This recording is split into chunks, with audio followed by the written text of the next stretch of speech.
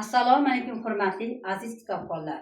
Bizning Jalafuluq tuman axborot kutubxona markazi o'quv zalimizda jadidchilar merosini o'rganish maqsadida millat ziyolilari ma'rifati ma'naviyat ko'rgusi mavzusida kitob ko'rgazmasi tashkil etildi.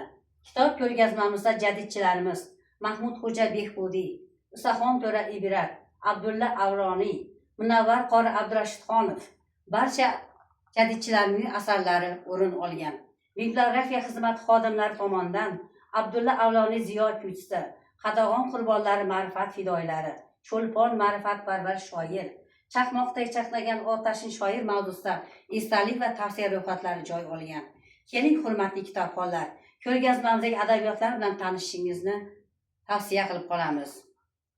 Kitobxonimiz Ablaza Kamat Qosimovning she'ri. 30-yillar yurtga balo keldi. Haqmi nohaq surishtirmay jazo keldi.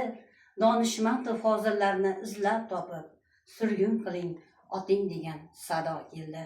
Tizim ko'plar boshga kulfat solib ketdi. Ne taqdirlar changalida qolib ketdi. Ko'zi qonga to'lib turgan qonxo'r zamon Qodiriy cho'lponlarni olib ketdi. E'tiboringiz uchun rahmat.